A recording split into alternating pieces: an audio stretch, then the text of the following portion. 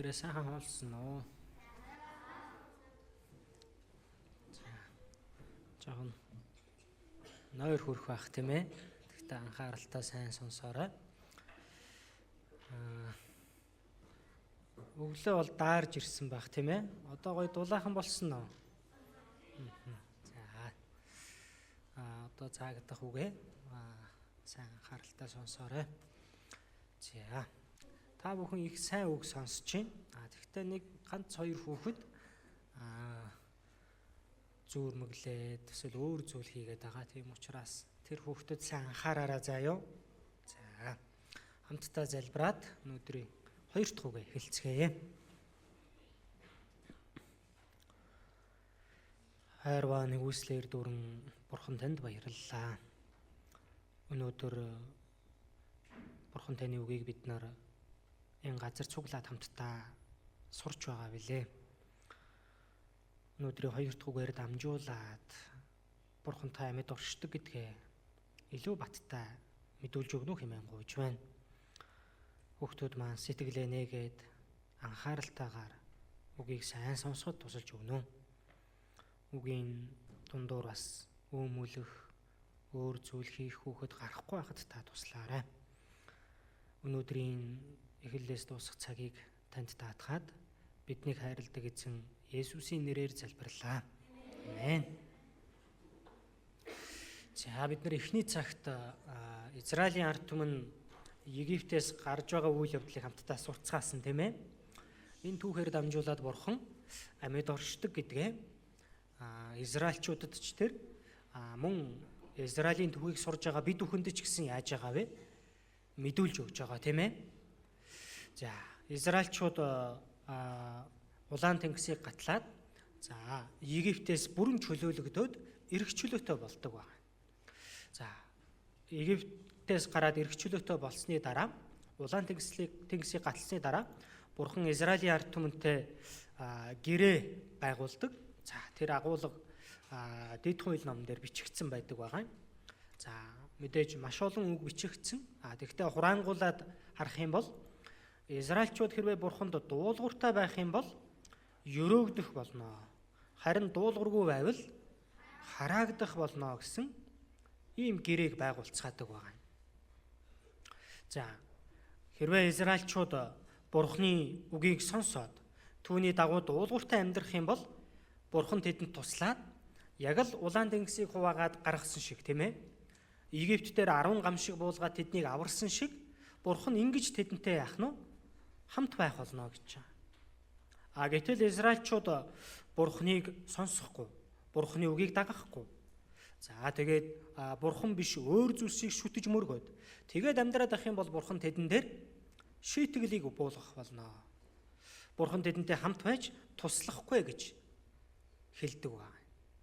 За Израильчууд Бурханы энэ үгийг сонсоод тэгье гэж бүгдээрээ хүлээн зөвшөөрдөг. Бид бүхэн дуулууртай амьдрнаа. За яг энэ үеэс эхлээд Израилийн түүх уг нь сайн үргэлжилдэг сайхнаар. Израильчууд цөлд 40 жил амьдардаг.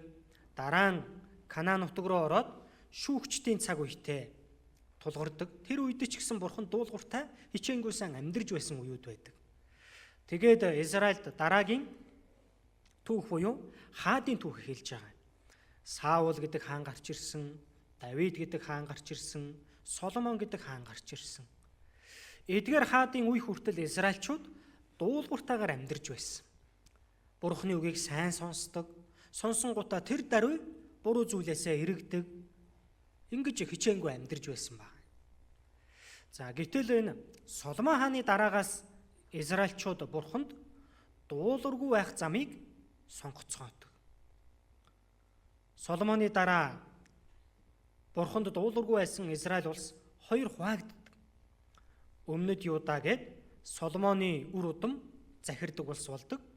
Хойд Израиль гэдэг нь Соломоны түшмэл байсан, Соломоны зарц байсан хүн удирддаг тусдаа хаант улс болсон байна. За тэгчээд энэ хоёр улс хоорондоо бас дайтдаг.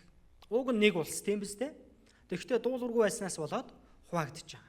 Хуваагдчихад хоорондоо дайтж байгаа. Бие биенийгээ хөнөөж байгаа. За ийм аимшигтай түүх болж хувирсан талаар Библиэлд гарч байгаа. За Израилийн ард түмэн юунаас болж Бурханаас энэ шийтгэлийг авж байгаа вэ? За Иремья 18:15-ыг хамтдаа уншийе. Гэтэл миний хүмүүс намайг мартсан агаад тэд хоосон бурхтад утлаг өгөөлж гол замаар бус жимээр явахын тулд тэд замуудаасаа эртний замуудаас бүдэрсэн юм. За миний хүмүүс намайг яасан гэж байна? Мартсан гэж байна. Бурхны сонгосон Израилийн ард түмэн Бурхнаа мартсан гэж. Тэгээд тэд нэр хоосон бурхтад утлаг уугуулсан. Хоосон бурхад гэж байгаа нь юу вэ? Хиймэл шүтэн шүү дээ. Бурхан биш зүйлс, тийм биз дээ? Тэдгээр зүйлсийг шүтэж, мөргөж, үйлчилсэн гэж байгаа. Тэгээд гол замаар бус жимээр явахын тулд замуудаасаа бүдэрсэн. Бурхны тогтоосон замаар явхад л өөр замаар тэд нар яасан гэж байна? Явсан гэж. Бурханд дуулууртай амьдрах замаар явхад л дуулуургүй амьдрдаг замаар яасан бэ? Явцгаасан ба. За Бурхан тэр бүртэн сануулдаг иш үзүүлэгчд буюу Бурханы үгийг сонсоод номд бичдэг хүмүүс, тийм ээ? Энэ хүмүүсээр дамжуулаад Бурхан яасан бэ? Сануулга өгдөг ба. Дуулууртай байх хэрэгтэй шүү.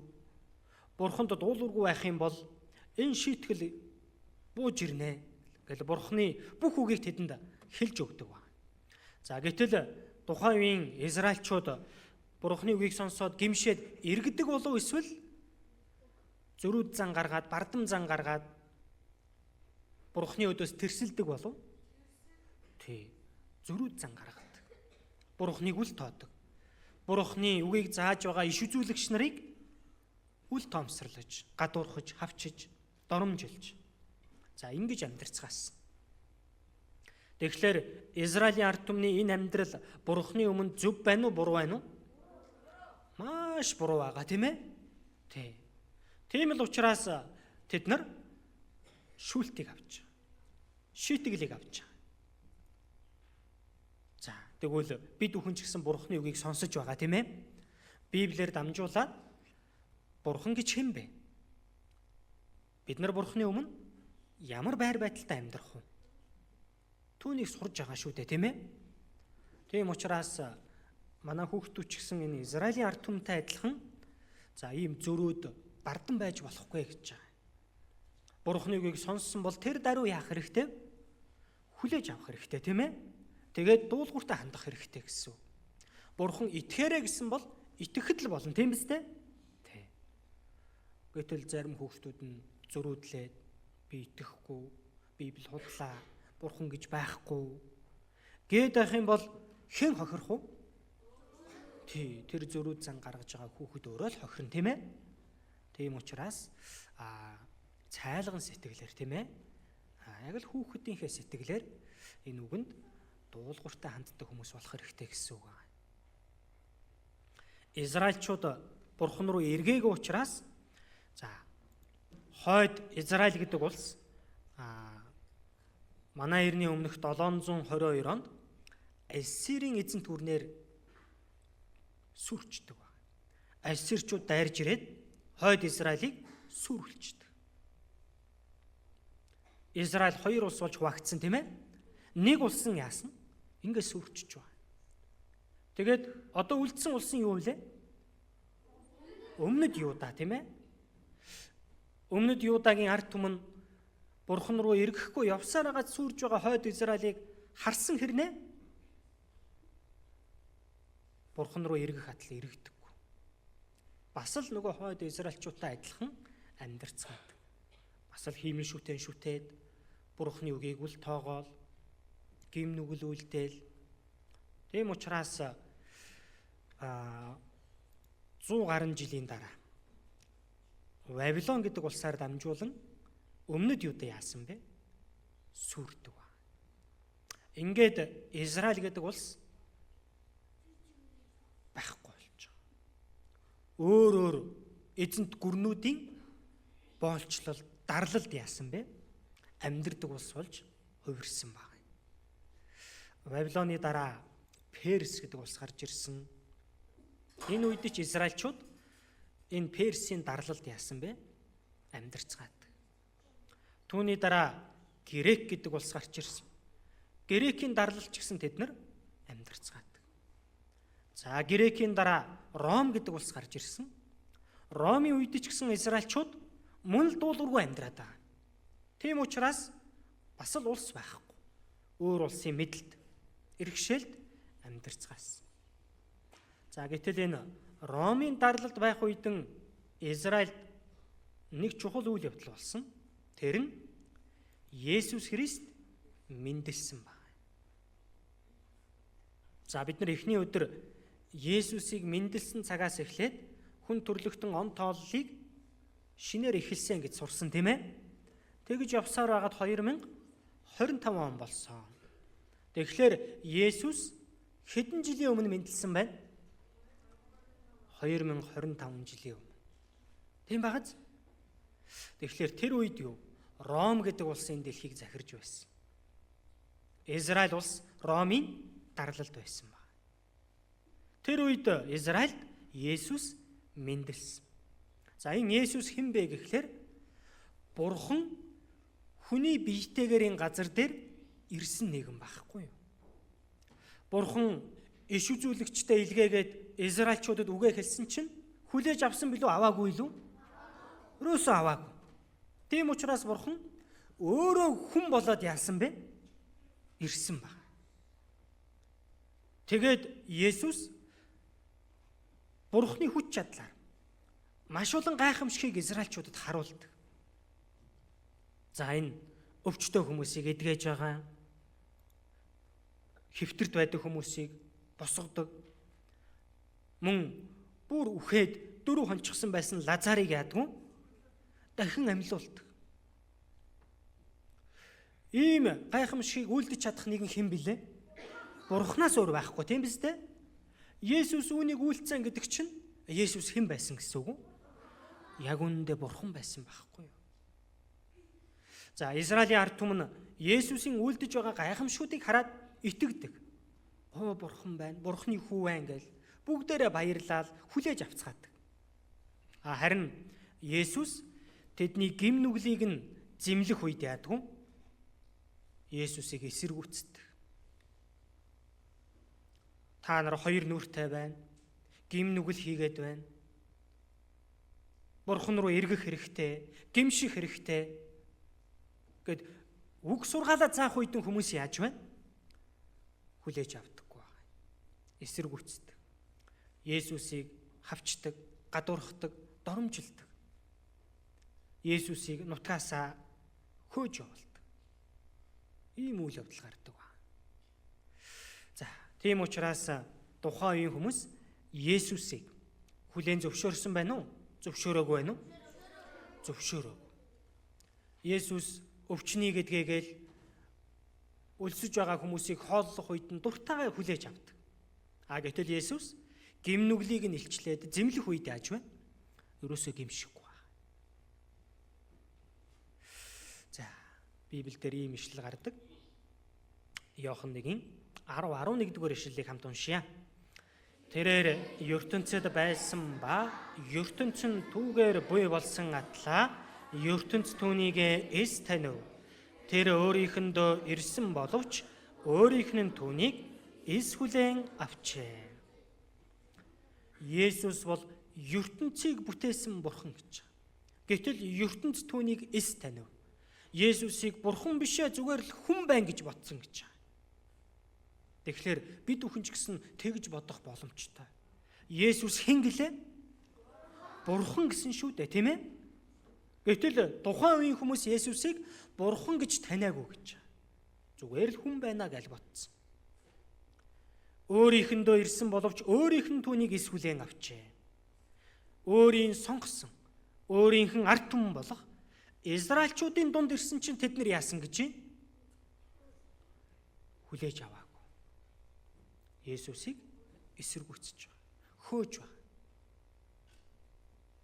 Тэгээд бүр болохгүй болохоор Есүсийг загалмай дээр цовдлох гэм нүглийг хийдэг байна. Яагаад Израильчууд Есүсийг таниагүй хүлээж аваагүй юм бол? За. Библиэл дээрээс харах юм бол Есүс эхлээд зовлон амсгаар энэ дэлхийд ирнэ гэж зөгнөгдсөн байдаг. Дараа нь Есүс алдрын дүр төрхөөр дахин ирэх болно гэж зөгнөгдсөн. Гэтэл тухайн үеийн Израильчууд алдраар ирэх Есүсийг хүлээгээд байсан. Хаанаар ирэх Есүсийг хүлээгээд байсан. Өөрсдийг нь Ромын дардлаас аврах хаан болох Есүсийг хүлээгээд байсан. Гэтэл эхлээд ирэх Есүс чинь юу авахаар ирэх вүлээ? Зовлон авахаар ирнэ шүү дээ. Зовлон амсгаар ирнэ. Тиймээс Библийг сайн мэдээгүй. Эхлээд ирэх Есүс загалмайн зовлонгүүрээд хүн төрлөختний гэм нүглийг уучлах, цусаа урсгаад цовдлогдох ийм Есүс байна. Энэ Есүсийг ерөөсөө мэдээгүй байна. Харин Есүс энэ дэлхий дээр ирээд биднийг Ромын дардлаас авраад бидний хаан болоод Израиль улсыг хүчрэг улс болгож өгнө гэж найдад хүлээгээд байсан. За тэгээ Есүсийг харсан чинь ерөөсөө тийм биш байна. Гимших хэрэгтэй гээл. Би удахгүй үхэн, гим нүглийн төлөө үхэн. Есүс ерөөсөө хаан биш байгаа. Тийм учраас энэ хүн бидэнд хэрэггүй гэд яасан бэ? Бүгдээрээ эсэргүүцээд дуу нэгтэйгээр Есүсийг загалмай дээр хөнөөх ажлыг хийдэг байна. За тийм учраас энэ Библийг зөв сурна гэдэг нь чухал байгаад байгааз. Тухайн үеийн Израильчууд Библийг мэддэг байсан. Библийг уншдаг байсан. Библиэд итгэдэг байсан. Тэгэхдээ зөв мэдээгүй. Зөв сураагүй. Та бүхэн ч гэсэн одоо Библийг хамгийн зөвөөр сурж байна. Тийм учраас юу? Сайн сонсох хэрэгтэй гэсэн. Буруу сурчих юм бол яах нь вэ? Буруу сонголт хийдэг. Буруу зам руу ордог гэсэн үг. За. Израиляар түмний Есүсийг бариад Ромын захирагч байсан Пилат дээр авч ирээд энэ хүнийг цовдлоод өгөө гэж гуйдаг ба. Гэтэл Пилат Есүсийг шүүж үзээд ерөөсөө үхэх ял үйлдэггүй байсан. Тиймээс аврахын тулд нэг арга зохиодог. Тухайн үеийн хамгийн том гэмт хэрэгтэн болох Барабыг гаргаж ирээд та бүхэн Есүсийг суллуулмаар байна уу? Барабыг суллуулмаар байна. Та бүхэн Есүсийг авармаар байна уу? Эсвэл энэ Барабыг авармаар байна уу? гэж Израильчуудаас асуудаг. Гэтэл хүмүүс юу гэж хариулдаг бол Бараб гэж орилдог байна. Барабыг суллаа. Харин Есүсийг загалмайд цовдлоо. Пилат Израильчуудын энэ үгийг сонсоод за ямар ч арга байхгүй юм байна. Яаж ч чадахгүй юм байна гэд би энэ зөвхт хүний цуснд буруугүй шүү гэд гараа угаадаг ба. Та бүхэн энэ хариуцлагаа үүрэн шүү. Тэр үед Израильчууд юу гэж хэлж байна? Матай 27-25-ыг хамт уншийе. Тэгтэл бүх хүн түүний цус бидний ба өр хүүхдүүдийн маань дээр байг гэцгээв. За. Бүх хүн юу гэж хариулсан гэж юм? Есүсийн цусныхан бурууг энэ шийтгэлийг нь бид нар авнаа. Бидний үр хүүхдүүд авнаа гэж хариулсан ба. За ингээд Есүсийг загалмаа дээр цовдлоо. За хэрвээ Есүс зүгээр энгийн хүн байсан бол Израильчуудын энэ гэм нүглийн шийтгэл юу ч болохгүй өнгөрчих боломжтой байсан. Гэтэл Есүс хэн гэлээ? Бурхан шүү дээ. Бурханыг цовдлоо гэдэг чинь хүний хийж болох хамгийн том гэм болно гэсэн. Есүс үнэхээр л бурхан байсан бол юу? Энэ гэм нүглийн шийтгэлийг маш аимшигтайгаар өгөхгүй жижигхэн өгөх болов. Маш аимшигтайгаар өг. За гэтэл хардаа яг Есүсийг загалмайд цовдлсны дараа энэ Израилийн түүх юу вэ? Бүр аимшигтай болж хувирдаг. тэдэн дээр бууж байгаа шийтгэлэн бүр аимшигтай болж хувирдаг ба. За энэ 70 онд Израилийн нийслэл Иерусалим сүрд. Есүс загалмаа дээр цовлогдоод 37 жилийн дараа Есүсийг загалмаад цовлогдох тэр дүр төрхийг харсан хүмүүс бүгдээрээ яасан бэ? Манай эртний 70 онд Иерусалим Титус ирээд сүрүүлэх үед хамт сүрцгээсэн. Тэр үед сая 100 мянган хүн хүсэн гэж түүхэнд бичигдсэн байна. Тийм учраас энэ Христийг эсэргүүцснээсээ болоод Израильчууд яаж вэ? Нөгөө агуу үндэстэн болно гэсэн байхгүй болж байгаа. Алуулж, хядуулж, хөөгдөж, туugдаж амьдардаг хүмүүс болсон. Газар нутгийн зэлүүд эзгүй хоосон болж байгаа. Ерөөлийг авна гэж уг намлагдсан тийм ээ. Тэгэхдээ Есүсийг эсэргүүцсэн учраас яаж вэ?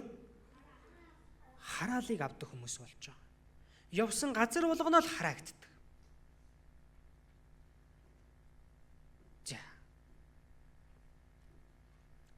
Энэ ишлэлийг хамтдаа уншийе. Эзэн чамайг газар дэлхийн нэг өнцгөөс нөгөө өнцөг хүртэл бүх ард түмэн донд тараах болно. Тэнд чи өөрөө ч мэдэхгүй, эцэг өвгөт ч мэдэхгүй, мод чулуун бурхтад зарагдах болно. За, Есүсийг эсэргүүцсэн гэмээсээ болж Израилийн ард түмэн дэлхийн нэг өнцгөөс нөгөө өнцөг хүртэл яан гэж байна? Тараагдах болно. Манай эртний 130 онд Ромын хаан ийм хуулийг гаргадаг. Израилийн нутаг дээр амьдарч болохгүй гэсэн хуулийг гаргадаг. Тэгээд дэлхийн өнцөг булан бүрд израильчуудыг яасан бэ? Тараасан. Тэг ямар ч улс байхгүй. Ямар ч үндэстэн байхгүй. Ямар ч газар нутаг байхгүй. Ийм хүмүүс болж хувирдаг. Тэгээд тараагдаж явсан газар болгондоо яасан бэ? Дандаа халагддаг. Ард нь дандаа илт дагаж явдаг байсан. За ийм аимшигтай зовлон Израилийн ард түмэн авч байна. Юунаас болоод вэ? Юунаас болсон бэ? Есүсийг загалмаа дээр цовдлсон шүү дээ, тийм ээ? Есүсийг хүлээж авсан билүү, аваагүй лүү? Аваагүй. Есүст итгэсэн билүү, итгээгүй лүү?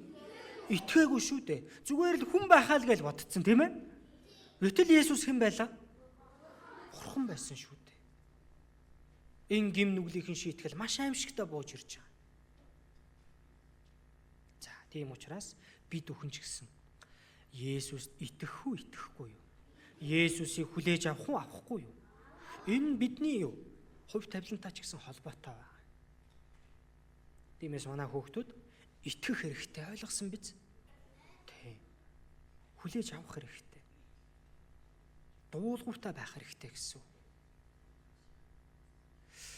За, Израилийн энэ зовлонгийн түүхийг харах юм бол за хамгийн бид бүхний түүхтэй ойрхон баримт бол энэ германчууд дэлхийн 2 дугаар дайныг хийдэг, тийм ээ. Энэ үед энэ Гитлер гэдэг хүн гарч ирээд Европ даяар тархаж байгаа бүх израильчуудыг бүгднийг нь яадаг вэ? Энэ хорихлагар гэдэг газар цуглуулдаг байна. За, энэ хаалгаар орхол юм бол дахин буцаж гарч ирдэг. Тэн дотор амиа алддаг гэсэн.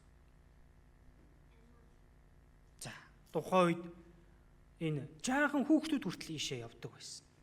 Бүгдээрээ Израиль хүүхдүүд байна. За, энэ бол маш алдартай зураг. Герман цэрэг Израиль хүүхэд эмэгтэйчүүдийг бүгднийг нь яаж байна?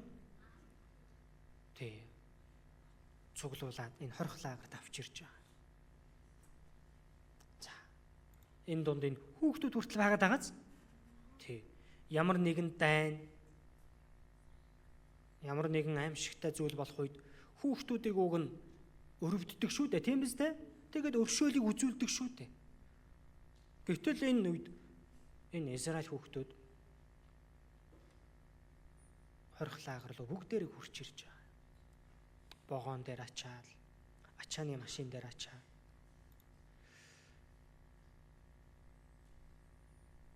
Тухайн үед энэ германчуудын энэ хорих лагер дотор хөнөөж устгасан Израиль хүмүүсийн тоо гэх юм бол 6 сая байдаг гэж. Энэний 3/1 бараг хүүхдүүд байсан гэдэг. Тийм багц. Израилийн Иерусалим хотод ийм музей байгаа. Дурсгалын музей. Яг энэ үед нас барсан хорих лагерт үгсэн Израиль хүмүүсийн зургуудыг яасан бэ? Ингээд наачихсан байна. Тэгээд хүмүүс хардаг. Тэгээд бид нар хизээч үүнийг мартахгүй гэж амьдарцгаадаг байна. Жил бүрийн 1 сарын 27-нд дурсгалын өдөр болгоод тэмдэглэцгээдэг.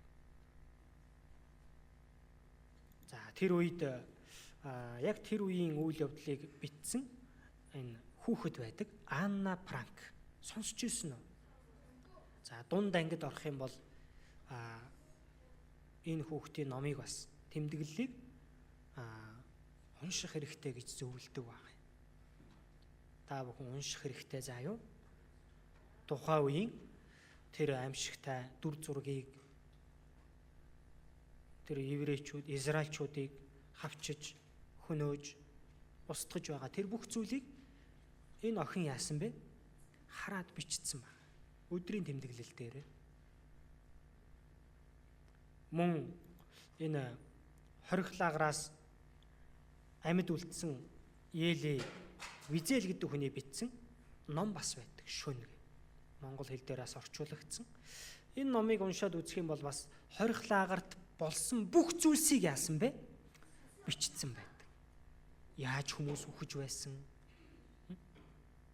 Яаж хүмүүсийг дуршилтанд оруулж, шатааж, буудаж, өлсгөж, хөнөөж байсан талаар бүгдэн бичсэн байна. Хичнээн хүн өгсөн гэлээ 6 сая хүн өгсөн байна. Тэгэхээр чинь энэ их тоо юу, бага тоо юу? Маш их тоо тийм ээ. Манай улс хэдэн хүнтэй вүлээ? Манай Монгол улс хэд вүлээ? 3 сая 500 тийм ээ. Гэтэл манай улсаас ч бараг 2 дахин их хэмжээний хүн яасан бэ? Энэ үед үхцгээс. За. Энэ Израилийн түүх бол юу вэ? Нээрэн гим нүглийг шийтгдэг бурхан байдаг юм байна. Бурханд дуулуугүй амьдрах юм бол гарцаагүй л хараал шүлт байдаг юм байна. Түүнийг яаж вэ? Энэ Израилийн түүх юу? Гэрчилж байна. Израильчуудын зовлон амссан хугацаа 2600 жил гэж байна. Есүсийг ирэхээс өмнө 700 жил, Есүсийг ирсний дараа 1900 жил. Есүсийг ирэхээс өмнөх нь урт байна уу? Дараах амссан зовлон урт байна уу?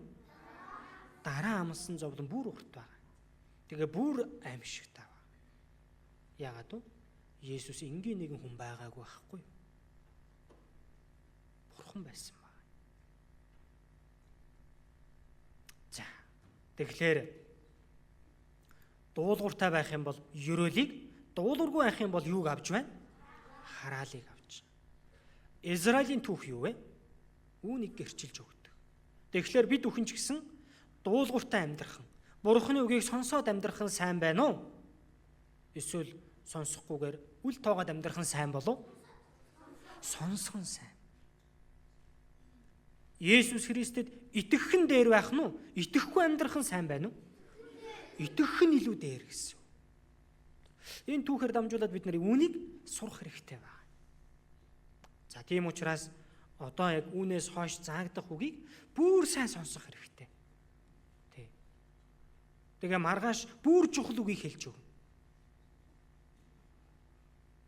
Тийм учраас бүгдээрээ итгэнэ. Би итгэх хэрэгтэй гэсэн сэтгэлээр яах хэрэгтэй? Хүлээж авах хэрэгтэй байна. За Израильчууд Есүсийг эсэргүүцсэн гэм нүглээсээ болоод 1900 жилийн турш зовлон, шаналл, хараал, шийтгэлийг амсаж байгаад энэ ертөнцийн түүх төгсөх үед дахин сэргэнэ гэж Библиэлд зөвнөгдсөн байдаг. Дэд хууль 4-ийн 30-ыг хамт уншийе. Энэ бүх зүйл чамд тулгарч зовж шаналх хожимын өдрүүдэд чи өөрийн бурхан эзэндээ эргэж түүний дуу хоолойг сонсох болно. Энэ бүх зовлон, шийтгэл, хараал тулгарч байгаад хожимын өдөр болох юм бол Израильчууд бурхан руу эргэж ирээд түүний дуу хоолойг сонсноо. Хожимын өдөр гэж байгаа нь дэлхийн төгсгөлийн үеийг хэлж байгаа. Дэлхийн төгсгөл болох юм бол Израиль дахин сэргэх болно гэсэн. За гэтэл Израиль хизээ дахин сэргсэн бол за энэ 1995 оны сонин байна. За энэ сонин дээр Израиль улсыг 1948 оны 5 сарын 14-ний өдөр тунхаглажээ. Өөрөөр хэлбэл 1948 оны 5 сарын 14-нд Израиль гэдэг улс дахин яасан бэ? Сэргсэн гэсэн. Улс болж байгуулагдлаа гэсэн. Тэгэхээр хэдэн жилийн өмнө байна? 75 жилийн өмнө байгааз. За. Израиль 75 жилийн өмнө дахин сэргсэн. Тэгэхээр чин Израиль бид бүхний амьдарч байгаа энэ цаг үед дахин сэргсэн. Тэгэхээр одоо бол энэ дэлхийн төгсгөл ойрхон байгаа гэсэн үг үү? Болоогүй ан гэсэн үг үү? Яг үүндээ маш ойрхон байгаа гэдгийг энэ Израилийн дахин сэргэлт бидэнд хэлж өгдөг. За Израиль яаж дахин сэргсэн талаар хамтдаа харцгаая. За хамтдаа энэ ишлэлийг уншицгаая. Гэвч очсон үндэстнүүдийнхээ дунд Израилийн гэрийнхний бузралсан ариун нэрийнхээ төлөө би санаа тавилаа. За энэ Езекиэл 36 дугаар бүлэг бол Израилийн дахин сэргэлтийг зөвнсөн бүлэг байна. За Израильчуудыг яагаад бурхан дахин сэргээж байна гэхлээр Израилийн ард түмнээс болж бурханы ариун нэр яасан? Бузарлагдсан гэж. За энэ юу гэсэн үг вэ гэхлээр Израильчууд алагдаал, хөнөөгдөөл, зов зүдрээл, хөөгдөөл, тэнүүчлээл яг л гуйлахчин шиг амьдраад байгаа. Тэгэх юм бол тэднийг сонгосон бурхан маань муу хэлэгдэхүү, сайнаар хэлэгдэхүү, муугаар хэлэгдэн гэсэн. За манай хүүхдүүд хулгай хийгээл, худлаа яриад, хүүхдүүдтэй зодоо нүдэн хийгээл муу амьдрах юм бол хэний нэр хамгийн муу хэлэгдэх бол аав ээжийнх нэр муу хэлэгддэг тийм ээ? Оо энэ тэрний хүүхэд ястаа арчаагүй гэл. Тийм биз дээ? Тий. Тэгвэл энэ Израильчуудаас болоод бурхны нэр ингэж муу хэлэгдсэн. Тиймээс бурхан өөрийнхөө ариун нэрийн төлөө санаа тавилаа. Дахин цаашид бурхны нэр муу хэлэгдэхгүй төлөө бурхан яаж вэ? Израилийг дахин сэргээж. За, Израильчууд дэлхийд даяар тарчихсан байгаа тийм ээ? Тий. Тэр хүмүүс яаж нутагтаа ирэх вэ? За, Библиэлд ингэж ирнэ гэж хэлдэг. Исая 68-ыг хөвгүүд уншия. Үйл мэд үүрэндээ буцах тагтаанууд мэд нисэж буй тэд хэн бэ? За, тагтаа нисэж байгаа мэд. Израильчууд үүрэндээ буюу нутагтаа буцаж ирэхдээ яах нь?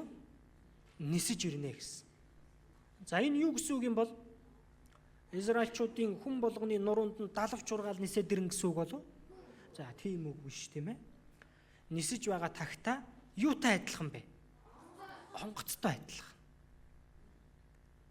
Энэ Исая ном 2700 жилийн өмнө бичигдсэн. Тэгэхээр онгоц бий болохоос ч өмнө Израильчууд онгоцонд цуугаад нисээд ирнэ гэд Библиэлд яасан бэ? Израиль эрт зөвгнөгдсөн байсан. Яг тэр зөвгнөл биелсэн байна. Дэлхийн хэн тэндгүү тарчихсан израильчууд бүгдээрээ яаж байна? Онгоцонд суугаад нутагтаа ирдэг. Африкт байсан учраас арьсан ямар өнгөтэй байна? Хар өнгөтэй байна. За энэ израильчууд Европт байсан учраас шар байна. Тийм багаз? Дэлхийн хэн тэндээс өнцөг булан бүрээс израильчууд бүгдээрээ онгоцонд суугаад нисээд ирсэн байна. За тэгэхээр Библи үнэхээр гайхамшигтай байгааз? Тийм. Яг л Библиэлд бичигдсэний дагуу бүх зүйл яаж байна? Биелдэг байна. Тэгэхээр Бурхан амьд оршин байна уу? Эсвэл байхгүй байна уу? Нээрэл Бурхан байдаг юм байна. Ийм тодорхой хэлээд тийм биз дээ? Яг түүнийхэн дагуу биелж байна шүү дээ. За израильчууд газар нутаг дээрээ ирэх үедэн бас нэг гайхамшиг болно гэсэн. Тэр нь юу вэ гэхээр за огтуд уншия. Харин Израилийн улсаа та нар мөчрүүдээ ургуулж миний ард түмэн Израилийн төлөө үр жимснүүдээ ургуулах болно. Учир нь тэд удахгүй ирнэ. Израилийн улсаа гэж Бурхан хэлж байгааз та нар юугаа ургуул гэж байна? Мөчрүүдээ ургуулаа. Үр жимснүүдээ ургуулаарай гэсэн. Яагаад ургуул гэсэн бэ? Израильчууд удахгүй ирнэ гэж. Нөгөө эзгүй байсан газар, зилүүд байсан газар буцаад израильчууд хүрээд ирнэ. Тийм учраас одоо газараасаа ургамал ногоо модтой ургуулаарай гэсэн баг. За гэтэл энэ Израилийн газар нутаг дахин сэргэхээс өмнө ийм байсан. За энд дэр нь мод байна уу? Энд гол байна уу? Байхгүй. Өвс байна уу? Байхгүй. Амтан байна уу? Ийм зилүүд эзгүй.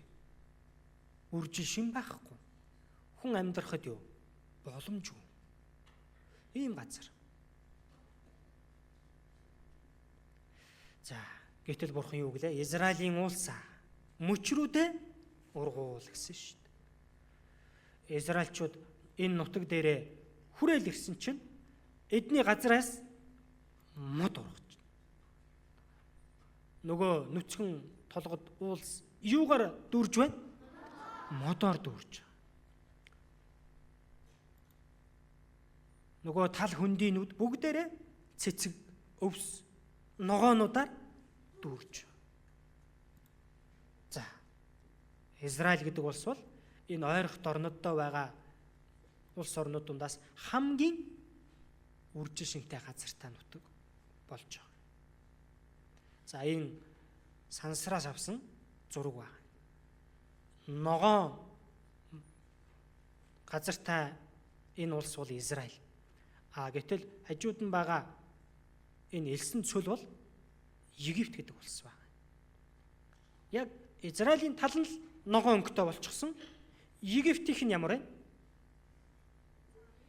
Элсээр, шараараа, цөлөөрөө байгаад байгаа. За Израилийн газар нутгаас ургадаг ногоонууд гэж. Бүх төрлийн ногоо ургана. Бүх төрлийн жимс ургана. Израилийн газараас ургасан жимс хамгийн сайн үржил шимтэй. Амтлаг, амин дэм хамгийн сайн. За ийм газар нутагта болцгоосон байна. За тэгээд энэ ишлэлийг дахиад хамтдаа уншийе. Тэд энэ зилүүд газар нь Эдений цэцэрлэг адил болов. Хоосорсон зилүүд газрууд нурсан хотууд бэхлэгдэж оршин суугчдтай болов хэмээн. Тэдний газар ямар цэцэрлэг гэж байна? Эдений цэцэрлэг гэж. Цэцэрлэг шиг болно. Нөгөө нурсан, хоосон зилүүд газрууд хот болно. Хүмүүс оршин суудаг газар болно гэж. За энэ Израилийн суйрангууд хүн амьдрах боломжгүй ийм л алс, зилүүд, бүглүү, хөгжил байхгүй газар байсан.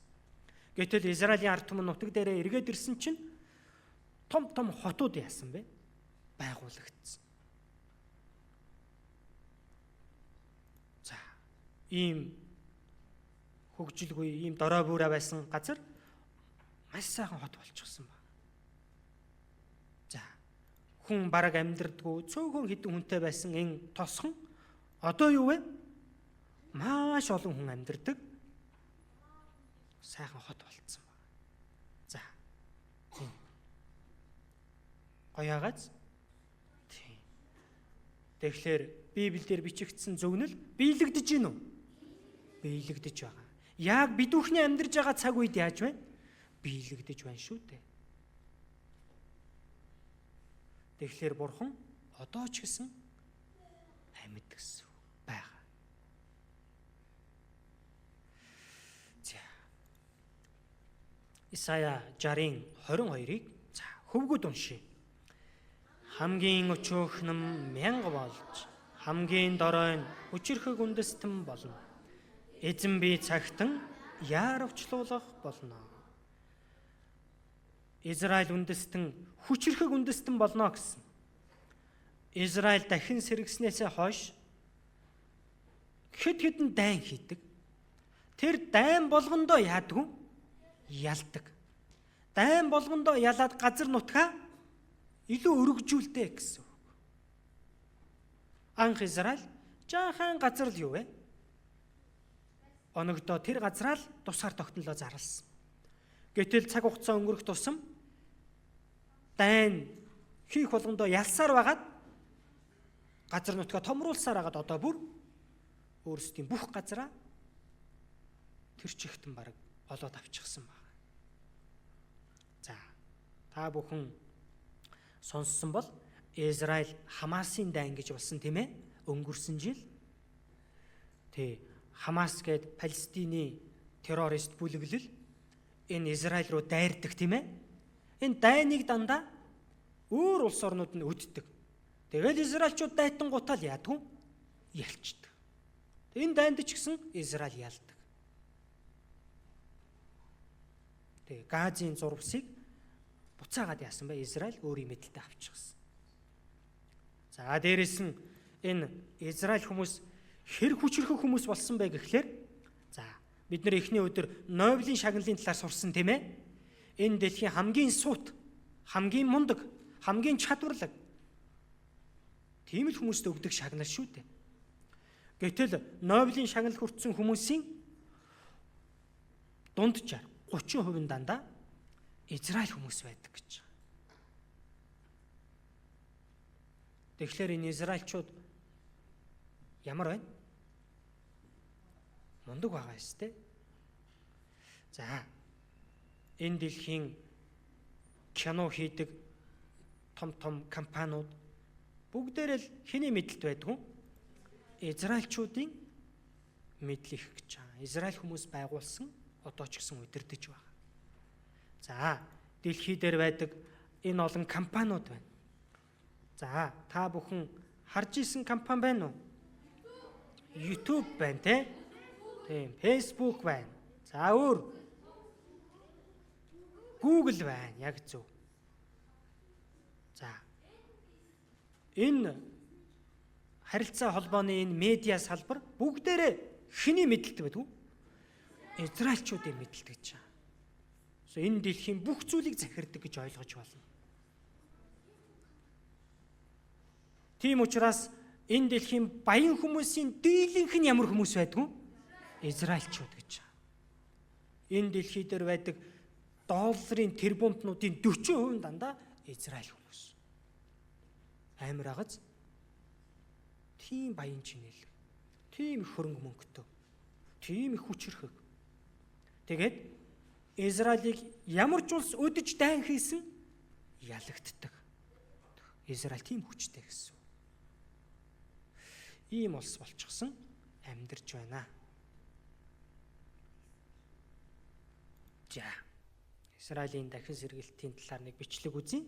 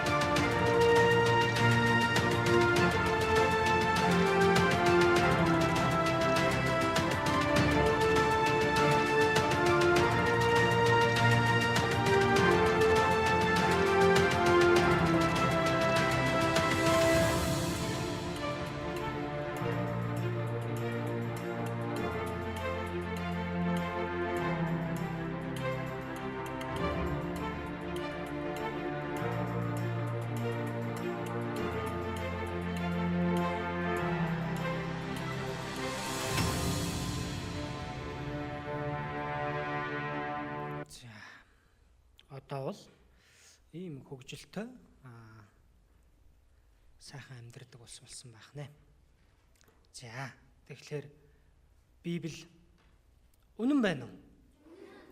Яг л Библиэлд бичигдсэний дагуу Израилийн түүх үнэн байгаа юм тийм ээ? Израилийн түүхийг харах юм бол нэрээ бурхан байдаг юм байна. Бурхан биш л бол айл хэдийн сүрээд 1900 жил болчихсон улс тийм биз дээ? Гэнэт бидний амьдарч байгаа цаг үе дахин сэргээл ийм гоё улс болно гэдэг боломжтой юу? Уг нь боломжгүй шүү дээ, тийм биз дээ? Энэ бол бурханы л хийж чадах гайхамшиг байна.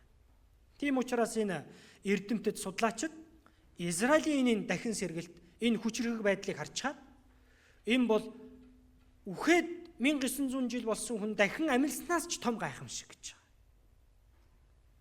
Та бүхэн бодоод үздэй. 1900 жилийн өмнө нас барсан хүн дахин амьлах боломжтой юу? Боломжгүй шүү дээ, тийм биз дээ? Израилийн дахин сэргэлт юу? Үүнээс ч том гайхамшиг гэж. Боломжгүй байсан зүйл боломжтой болсон. Тийм учраас бурхан гарцаагүй байдгийн байна. Хинч сонсоод үтсэн хүлээн зөвшөөрөхөөс өөр аргагүй. За тэгвэл бурхан энэ Израилийн дахин сэргэлтээр бид бүхэнд хамгийн чухал хэлхийг хүсэж байгаа зүйл байна. За тэрийг сураад дуусгана. Матай 24-ийн 32-33-ыг хамтдаа уншийе. Одоо инжирийн модноос сургамж ав. Инжирийн модны мөчөөр хэдийнэ зөөлөрч навчсаа дэлгэхэд 100 ойрцсныг та нар мэддэг. Түүнчлэн та нар энэ бүхнийг хараад үүдэн дээр чинь үүний ойрхон байгааг бас мэдэх тун. За энэ инжирийн модноос сургамж ав гэж байгааз инжирийн мод яадаг гэж байна? Мөчрөн зөөлрөөд навцаа дэлгэх юм бол 100 ойртчээ гэдгийг мэддэгэ гэж байгаа. За энэ Библиэлд Есүсийн айлтсан энэ инженерийн мод бол Израилийн ард түмнийг илэрхийлдэг. Инжир гэдэг мод хавар болоход ерөөсөө навч ургадаггүй, ногоордоггүй, үхмэл юм шиг л байдаг юм мод байна. Тэгээд зун молонгот яаж юм? Шууд ногоорол, навч ураал, жимс ургаал. За ийм сонин мод байна. За. Инжир модыг мэдгүй хүмүүс бол энэ ингээд үхчлээ гэд тайраад хайчихна. Тэгэхдээ мэддэг хүмүүс нь яах нь? Ингээл байлгаад байх юм бол зун молонгот яадаг вэ? Шууд амилдаг. Шууд жимсээ гаргадаг. Израилийн түүх юу вэ? Яг энэ инжир модтой адилхан гэсэн үг. Энэ дэлхий даяар тарж бутраад тийм ээ 1900 жил болсон улс шүү дээ. Яг л ямар ч үр жимсгүй навчгүй болчихсон инжир модтой адилхан. Гэтэл 100 ойртонгууд шууд амилдаг тийм ээ. Тэрэн шиг Израиль дэлхийн төгсгөлд яасан бэ? Шууд хүчтэй улс болж байгаа. Шууд дахин сэргэсэн. Энэ Израилийн түүх бол юу вэ? Дэлхийн төгсгөлийг бидэнд хэлж өгч байгаа юм байна. Үүнийг харах юм бол түүний ойрхон байгааг мэдэх түн гэсэн. Үүдэн дээр чинь байгааг мэдээ гэдэг чи үгсүг үү? Израиль дахин сэргэх цаг үе бол Есүс Христийн дахин ирэх цаг байна. Израилийн дахин сэргэлтийг харах юм бол хүн төрлөختний түүх төгсөх ойрхон байгаа юм байна. Есүс дахин энэ ертөнцийн дээр ирэхэд тун ойрхон байгаа юм байна. Түүнийг мэд гэж хэлсэн байна. Тэгвэл Израиль дахин сэргээд хэдэн жил болсон гэлээ? 77 жил. Зөв үү? 48 оноос 25 он гэдэг чинь 77 жил. Тэгэхээр Есүсийн ирэх цаг ойрцоор байна уу? Их хол байна уу? Тийм, маш ойрхон байна. Дэлхийн түүх төгсгöd ойрхон байна уу? Хол байна уу? Үнэхээр ойрхон байна. Маргаашийн үгэн дээр бид нар энэ дэлхийн төгсгөлийн талаарх зүйлсийг судлана. дэлхийн төгсгөлд болох зүйлсийг Библиэлд бүгднийг нь нэг үрчлэн хэлж өгсөн байдаг. Нэрээ бид нар яг ямар цаг үед амьдарч байгаа юм болоо? Түүнийг ч гэсэн юу вэ? Мэдээд амьдрах хэрэгтэй байна. Ойлгосон биз? Тийм. Тэгэхээр Израилийн түүхээр дамжуулаад Бурхан нэрээ байдаг юм байна гэдгийг хүлээн зөвшөөрж гин үү? За, би өстой зөвшөөрч чадахгүй юм байна гэж байгаа хүүхдээ ах юм бол одоо бүлгээрээ нөхөрлөн тийм ээ. Тий, тэр цаг дээр багштайгаа дахиад сайн ярилцах хэрэгтэй заа юу? Тийм. Ямар ч гэсэн өнөөдрийн үгээ анхааралтай сайн сонссонд баярлалаа. За, нэлээд ядарсан байх тийм ээ. Хамтдаа залбираад үгээ дуусгая.